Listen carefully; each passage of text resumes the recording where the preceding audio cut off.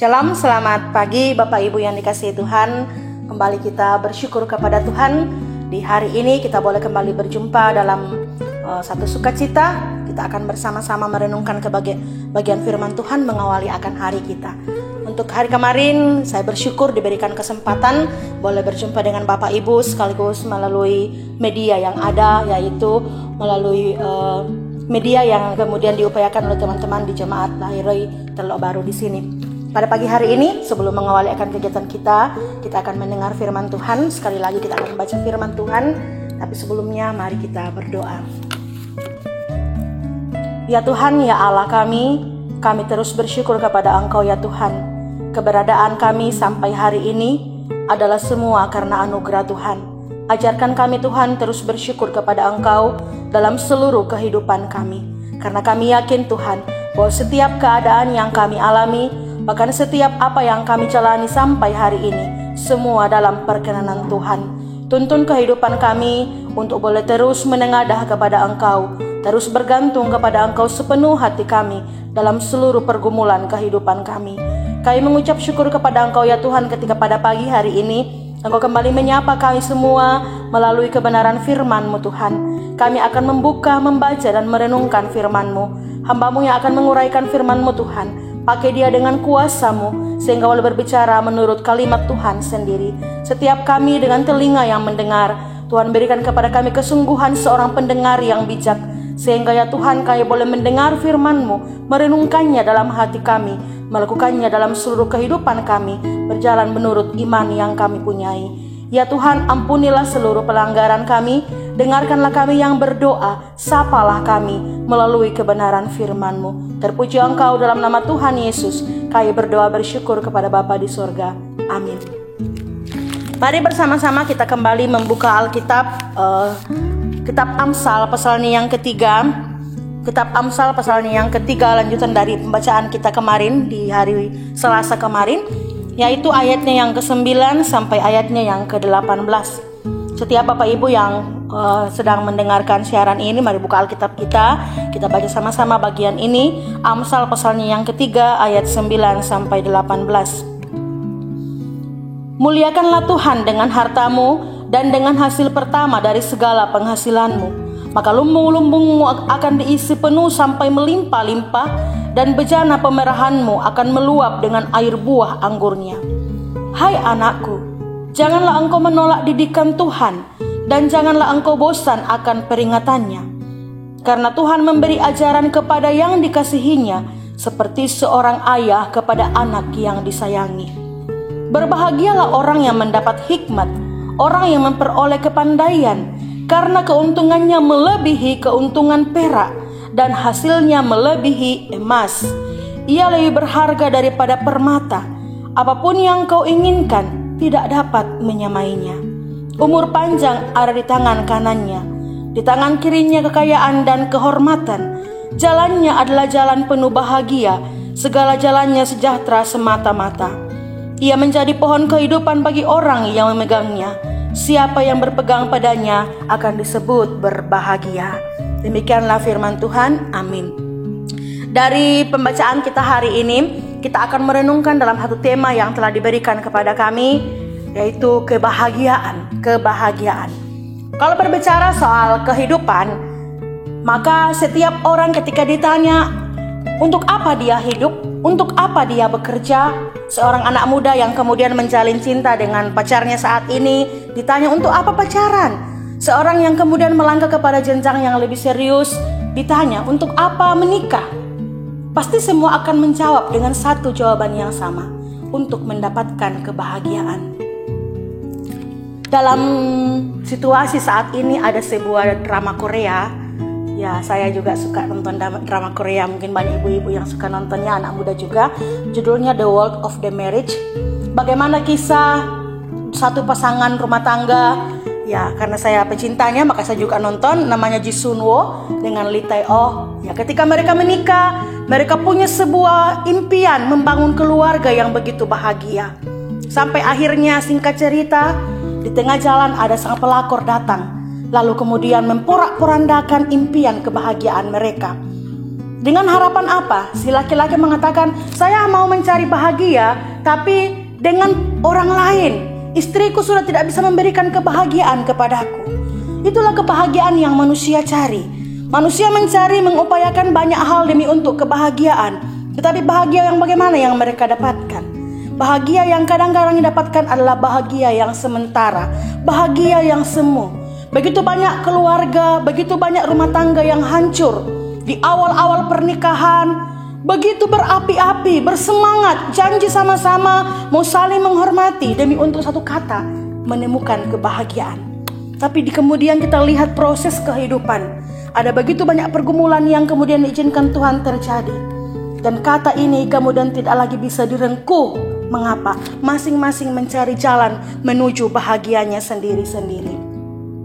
Anak-anak muda kemudian banyak juga yang saat ini mencari bahagia dengan cara apa? Kita lihat sekarang lagi booming di internet ya. Orang tiktokan ya. Orang cari hiburan sana sini. Orang berupaya menjadi seperti apa-apa. Yang penting dia bahagia, dia fun. Dia merasa bahwa yang penting saya senang, aku ceria, aku gembira. Bukankah Amsal mengatakan hati yang gembira adalah obat?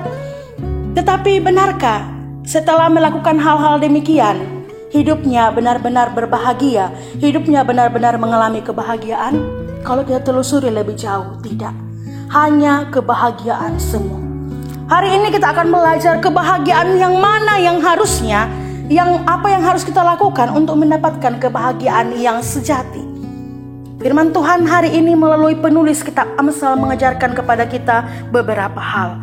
Ayatnya yang ke-9 mengatakan kepada kita, muliakanlah Tuhan dengan hartamu dan dengan hasil pertama dari segala penghasilanmu. Dalam konsep orang-orang Israel, ketika mereka mendapatkan berkat Tuhan, hasil pertama dari seluruh penghasilan mereka akan serahkan di rumah Tuhan untuk dipakai dalam pekerjaan Tuhan.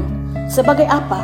Sebagai wujud pengakuan dari Tuhan. Wujud pengakuan bahwa segala yang mereka miliki, segala yang mereka punyai adalah pemberian dari Tuhan. Segala yang mereka miliki ada pemiliknya adalah Tuhan. Dan kami adalah pengelolanya. Sehingga kemudian ini ditetapkan menjadi sebuah perintah dalam tradisi orang-orang Yahudi. Orang-orang pada zaman konteks Alkitab, mereka mempersembahkan hasil pertama dari segala penghasilannya. Mereka mempersembahkannya untuk dipakai dalam rumah Tuhan. Alkitab mengajarkan kepada kita seluruh harta kita yang adalah pemberian daripada Tuhan, karena Dia adalah pemilik harta itu, dipakai kembali untuk memuliakan Tuhan. Kata memuliakan yang dipakai di sini itu sama artinya dengan kata menghormati. Dipakai untuk menghormati Tuhan. Bagaimana cara menghormati Tuhan? Menghormati Tuhan dengan seluruh harta kita, dengan hasil pertama dari segala penghasilan kita. Bapak Ibu yang dikasihi oleh Tuhan, orang yang mau mendapatkan kebahagiaan yang pertama adalah dia belajar untuk mengelola harta bendanya dipakai memuliakan Tuhan. Ketika kita memiliki harta benda, baik itu melalui materi, kita punya harta kekayaan, kita punya harta-harta yang lain, dan kita pakai benar-benar untuk memuliakan Tuhan. Kita pakai untuk pelayanan pekerjaan Tuhan. Kita pakai untuk berbagi dengan orang-orang yang Tuhan titipkan di samping kita, di sekitar kita, untuk kita kasihi melalui berbagi dengan mereka. Maka di sana Tuhan sediakan satu berkat yang luar biasa, yaitu kebahagiaan. Ada sebuah pepatah yang sering kita dengungkan dan ini pun adalah bahasa Alkitab. Mengatakan lebih baik memberi daripada menerima. Tapi realita yang kita alami adalah kadangkala kita lebih suka menerima daripada memberi. Di tengah-tengah situasi pandemi hari ini, mari masing-masing lihat keberadaan pribadi. Benarkah kita lebih suka memberi daripada menerima? Saya melihat di berbagai tempat dalam hal pembagian sembako, ada orang yang tidak seharusnya diberikan karena mereka masih cukup, masih bisa makan dan minum dengan apa yang ada pada mereka. Tapi kemudian berusaha mengiba-iba supaya bisa mendapatkan bantuan. Membuat dirinya kelihatan miskin, kelihatan dibelas kasihani supaya bisa mendapatkan kemudian pembagian sembako. Lalu bagaimana mereka memuliakan Tuhan dengan hartanya? Bapak Ibu yang dikasihi Tuhan, kebahagiaan itu didapatkan waktu kita belajar harta yang kita punya, mau sedikit ataupun banyak, itu dipakai untuk memuliakan Dia. Memuliakan Dia dipakai untuk mendukung pekerjaan Tuhan, melalui pekerjaan di rumah Tuhan. Dipakai untuk berbagi dengan sesama mereka yang benar-benar membutuhkan, yang tidak secara kebetulan Tuhan tempatkan hadir di sekitar kehidupan kita. Lalu hal yang kedua yang dikatakan dalam bagian kitab Amsal ini, bagaimana caranya supaya kebahagiaan itu bisa kita alami. Ayatnya yang ke-11 sampai ayatnya yang ke-12 dikatakan, "Hai anakku, janganlah engkau menolak didikan Tuhan, dan janganlah engkau bosan akan peringatannya." Kebahagiaan dialami ketika kita belajar taat mendengar terhadap didikan. Dan Alkitab mengatakan didikan Tuhan. Di dalam Wahyu pasal yang ketiga ayat ke-19 mengatakan, "Siapa yang kukasihi, dia akan kuhajar dan kutegur dan kuhajar." Tuhan mengatakan ketika Dia menegur kita, ketika Dia mendidik kita, dalam Amsal diberikan satu pengandaian, itu seperti seorang ayah yang mengasihi anak yang disayanginya. Dia akan mendidiknya sekalipun dengan hajaran, bukan hanya ajaran. Hajaran itu kemudian kadang-kadang memberikan kepada kita sebuah rasa sakit, tapi di balik rasa sakit itu ada sebuah berkat yang luar biasa. Orang yang tidak menolak didikan dari Tuhan, orang yang tidak bosan dengan peringatan yang berulang-ulang tentang firman Tuhan, orang yang akan terus merenungkan firman Tuhan, orang itu akan mendapatkan kebahagiaan dalam hidupnya. Kebahagiaan bukan semata ketika kita mendapatkan kesuksesan, kelimpahan dan segala macam. Kebahagiaan adalah ketika kita belajar taat kepada didikan yang benar. Apalagi dalam Alkitab dikatakan didikan dari Tuhan. Situasi hari ini, pandemi yang kita alami, kita melihat di sana ada sesuatu hal yang Tuhan kerjakan. Ketika kita melihat pandemi yang kita alami saat ini, situasi yang kita alami saat ini, kita tidak bisa berkomunikasi dengan banyak orang. Mari belajar dengan cara positif melihatnya. Mengapa? Mungkin ada maksud yang Tuhan sedang kerjakan, mungkin bagi pribadi-pribadi kita. Bapak Ibu yang dikasihi Tuhan, dalam setiap pergumulan, bahkan dalam setiap kesusahan sekalipun, Tuhan sedang mendidik kita. Mengapa Dia mendidik kita? Karena Dia mengasihi kita. Hal yang ketiga yang kemudian dikatakan oleh penulis kitab Amsal, orang yang berbahagia adalah orang yang mendapatkan hikmat. Bukan hanya kekayaan, lalu orang kemudian berbahagia ketika dia memperolehnya. Bukan hanya ketika saya mendapatkan pasangan, bukan hanya ketika saya mendapatkan anak yang selama ini saya idam-idamkan, bagi orang yang selama ini mengidam-idamkan, memimpikan memiliki anak. Bukan hanya ketika saya punya pacar, bagi seseorang yang mungkin selama ini sudah lama jadi jomblo, lalu kemudian dikatakan dia berbahagia. Tetapi seseorang berbahagia ketika dia mendapatkan hikmat. Mengapa demikian? Hikmat adalah lebih daripada segalanya. Akan dikatakan dalam Alkitab, melebihi keuntungan perak. Bahkan hikmat melebihi emas. Dia tidak ada yang menyainginya. Sekalipun dia dalam keterpurukan, dia bisa melihat di sana ada rencana baik Tuhan. Kita ketika mengalami sebuah persoalan dalam hidup dan mampu mengatakan, Tuhan merancangkan yang terbaik bagiku di sana, hidup kita akan terus mengalami kebahagiaan. Hidup kita akan terus diliputi oleh kebahagiaan sekalipun kita tidak memiliki harta benda. Bapak Ibu yang dikasihi oleh Tuhan, di dalam perenungan pada pagi hari ini, mari belajar bersama-sama bahwa kebahagiaan sebenarnya ada dan selalu ada di sekitar kehidupan kita, yaitu ketika kita belajar untuk menggunakan harta kita, memuliakan Tuhan, mengasihi Tuhan, menghormati Tuhan dengan harta kita, dengan seluruh apa yang ada pada diri kita, berbagi dengan orang lain.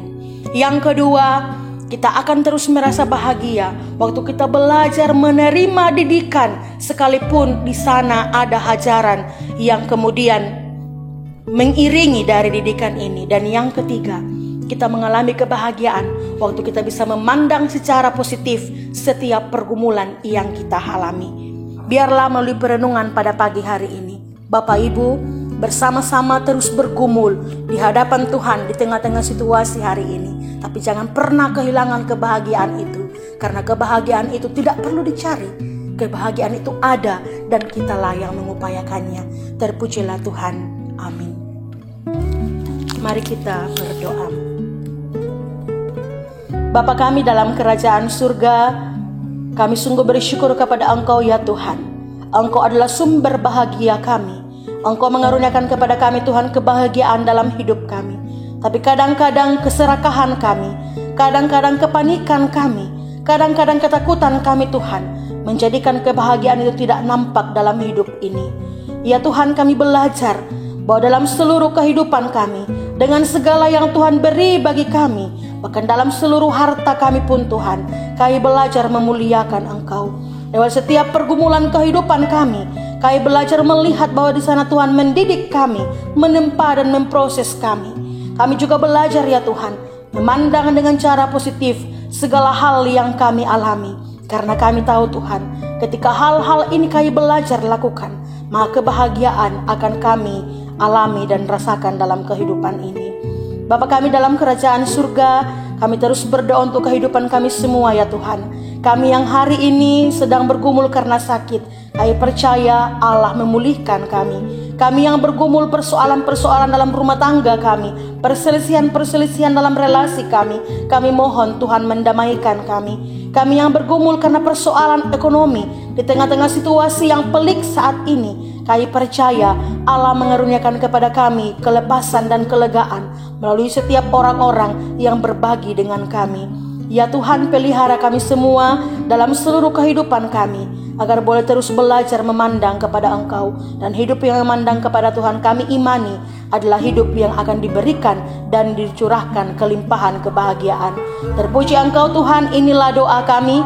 Ampunilah seluruh pelanggaran kami. Dalam nama Tuhan Yesus kami berdoa bersyukur kepada Bapa di surga. Amin. Selamat pagi Bapak Ibu, terima kasih untuk setiap kebersamaan kita pada pagi hari ini.